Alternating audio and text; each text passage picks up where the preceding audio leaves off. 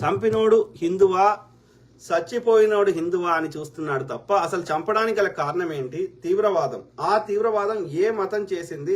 ముస్లిం కాదు, చెడ్డవాళ్ళు, పేదవాళ్ళు, ఓకే, ఈ తాలిబాన్ మెంటాలిటీ ఉన్న వాళ్ళు, లేకపోతే వాళ్ళని బెదిరించైనా సరే, వాళ్ళని డబ్బులు ఇచ్చైనా సరే చేయడానికి సిద్ధంగా అన్ని మతాలలో ఉన్నారు.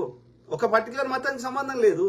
ఒక పర్టికులర్ మతంలో ఉన్న వాళ్ళందరూ చెడ్డల్లో. ఇవాళ భారతదేశంలో ఉన్న 10% అరౌండ్ 10 or 12 ఎంత నాకు కరెక్ట్ నెంబర్ లేదు. సో అరౌండ్ 10% ఉన్న ముస్లిమ్స్ అందరు చెడ్డల్లా. వాళ్ళు భారతీయ చట్టాలు పాటిస్తలేరా? అంటే ఇప్పుడు ఏది ఏపీజే అబ్దుల్ కలాం గారు కూడా తీవ్రవాదిగా, ఏఆర్ రెహమాన్ గారు కూడా తీవ్రవాదిగా. అట్లా దేశంలో ఉన్న అందరు ముస్లిమ్స్ అందరు ఆయుధాలు పట్టుకొని హిందువులను చంపుతున్నారా? ఎవరికి అంటే ఒక మతం మొత్తం చెడ్డ ఉందా? వాళ్ళు భారతదేశ చట్టాలు పాటిస్తలేరా? భారతదేశ ఎకానమీకి కాంట్రిబ్యూట్ చేస్తలేరా? వాళ్ళు ట్యాక్సులు కడతలేరా? భారతీయ చట్టాలు ఎక్కడ వాళ్ళు హిందువులకి నెగిటివ్ చేస్తున్నారు? ఒక అరటి పండ్లు అమ్ముకునే ముస్లిం సోదరుడు హిందువుకి ఏం ద్రోహం చేస్తుండు? అరటి పండ్లు హిందువులకు అమ్ముతలేడా? అరటి పండ్లలో విషం పెడుతున్నాడా? ఎవరికి చెప్తున్నారు? మరి అరటి పండ్లు పండించే రైతు ఎవరు? హిందువు కాదా? వేల సంవత్సరాల నుంచి అన్నదమ్ములకు కలిసి ఉన్నాము.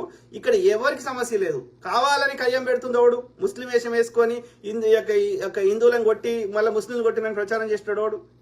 వీడే హిందువుల ఓట్ల కోసము హిందువులను చంపుతున్నవాడు ఈ ఆర్య బ్రాహ్మణుడే. అది మన హిందువులను మేల్కోవాలి. దయచేసి మీకు దండం పెడతా, ఆలోచించండి కదా. ఇక మరి హిందూ రాజు వచ్చినాక కూడా హిందువులకు రక్షణ లేకపోతే ఇంకా ఎక్కడ రక్షణ ఉంటుందిరా?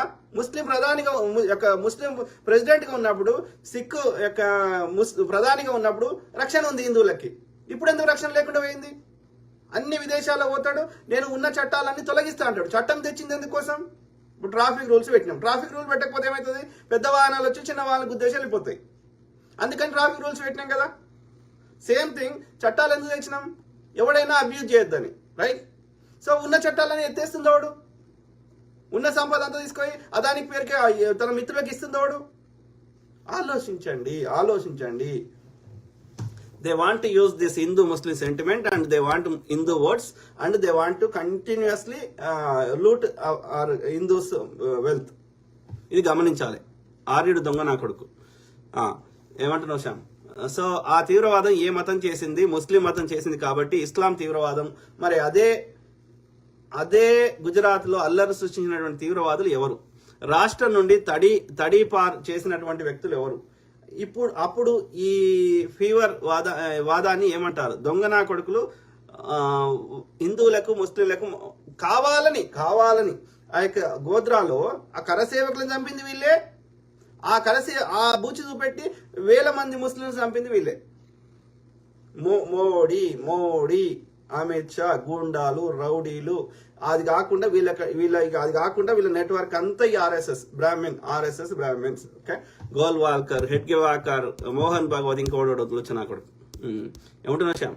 తెలంగాణ శ్యామ్ పగడిపల్లి, ఈ బీజేపీ ఎంఐఎం చేస్తున్న పనికిమాలిన రాజకీయాల వల్ల అంటే డే టు డే ప్రజా సమస్యల మీద చర్చ ఉండకూడదు. అంటే ఏం చేయాలి? హిందువులను చంపాలి, ముస్లింలను చంపాలి, క్రిస్టియన్ చంపాలి. ఇదే పనిగా ఈ మతం చుట్టే తిరగాలి. డే టు డే మళ్ళీ అందరి దగ్గర ట్యాక్సులు తీసుకుంటాడు. మనం ఏదైనా మళ్ళీ ఇంటికి నోటీసులు వస్తాయి, లేదంటే ఈడీ వాడు వస్తాడు, లేదంటే ఐటీడీ ఇన్కమ్ ట్యాక్స్ వాడు వస్తాడు. అక్కడ మాత్రం వదిలిపెట్టాడు. కానీ మనని మాత్రం ఈ పైసలు లెక్క చెప్పురా అని అడగడానికి అవకాశం ఇయ్యాడు. ఎవరినో ఈ డే టు డే ఎవరినో కొడతాడు, చంపుతాడు, కొట్టేసి మన దృష్టి ఇటే మరలుస్తాడు. వాడిని దోపిడీ చుట్టూ అడగొద్దు. మనం డే టు డే ప్రశ్నలు అడగొద్దు వాడిని. దుర్మార్గుడు. ఈ బీజేపీ ఎంఐఎం చేస్తున్న పనికిమాలిన రాజకీయాల వల్ల అమాయకమైనటువంటి మన హిందూ ప్రజలు, మన ముస్లిం ప్రజలు కొట్టుకొని చచ్చిపోతున్నారు, ముఖ్యంగా యువత. కాబట్టి మనందరం ఎడ్యుకేట్ చేయాలి శ్యామ్. ఓకే, మనలాంటి వాళ్ళము ఇంకా చాలా మంది తయారు కావాలి. ఈ బీజేపీ ఆర్ఎస్ఎస్ వాళ్ళ పెయిడ్ బ్యాచ్ మన దగ్గర దోసుకున్న సొమ్ముతోటి ఏం చేస్తుండు? ఒక 1% ఆఫ్ ద సొమ్ముతోటి ఇట్లా పెయిడ్ సోషల్ మీడియాని పెట్టి పొద్దుగాలేస్తే ఇవాళ భారతదేశంలో ఉన్న ఈ గోధి మీడియా కానీ, వాట్సాప్ యూనివర్సిటీ కానీ, వీళ్ళందరూ పెయిడ్ మీడియా. ఓకే, వాళ్ళు డబ్బులు ఇస్తున్నారు కాబట్టి వాళ్ళు ఆ చెత్త నింపుతున్నారు. కాబట్టి మనం ఇండిపెండెంట్ గా దేశం మీద ఉన్న ప్రేమతోటి నువ్వైనా నేనైనా మనలాంటి వాళ్ళం అందరం మాట్లాడుతున్నాం. కాబట్టి మనలాంటి వాళ్ళని కూడా ఇంకెక్కువ మందిని తయారు కావాలి వాళ్ళ చెత్తకి కౌంటర్ చేయడానికి. అప్పుడే మనము వాస్తవాలు తెలుసుకోగలుగుతాం. వాళ్ళ భ్రమలో హిందువులను పడకుండా కాపాడుకోగలుగుతాం. ఓకే, తెలంగాణ శ్యామ్ పగడిపల్లి, బీజేపీ పాలనలో రక్షణ ఉన్నది కేవలం అంబానీ అదానులకు మాత్రమే, దేశ ప్రజలకు కాదు. Correct brother Shyam.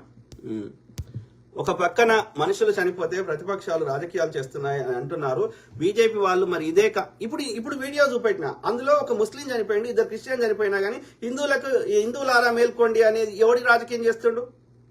ఉల్టా కోత్వాల్కో డాంటే అంటే ఇదే. హిందూ రాజే వచ్చినాక హిందువుల కోసమే పుట్టిన అమ్మ కడుపులోకి వెళ్ళి పుట్టిన అవతార పురుషుడు వచ్చినాక హిందువులు ఎందుకు వస్తుండ్రు? ఇంకా కాంగ్రెస్ వాడు అంటే వాడు కాంగ్రెస్ కదా, వాడు ఉన్నప్పుడు దాడులు నువ్వే చేసినావు. వాడు విచారణ చేసిండు, దోషులకు శిక్షలు వేసిండు మతాలకు అతీతంగా. అయినా సరే వాడి మీద చెడు ముద్ర వేస్తున్నావు వాడు కాంగ్రెస్ అని. మరి నువ్వు హిందువుల కోసమే పుట్టినావు కదరా. 2014 నుంచి కాంగ్రెస్ అధికారం లేదు కదా, మరి ఎందుకు కాపాడలేకపోతున్నావు హిందువులకు? అసమర్థుడివా? కొజ్జా నా కొడుకువా? మోడీగా నా కొడుకువి? ఈ ఆర్ఎస్ఎస్ ఆర్య బ్రాహ్మణులు కొజ్జా నా కొడుకులా? చెప్పాలి. వాడు సావర్కర్ అంటాడు, నిజంగా వాడు పుస్తకం రాసుకున్నాడు ఆటోబయోగ్రఫీలో, నేను బీఫ్ తింటాను, నేను కొజ్జా నా కొడుకునని. చెప్తానా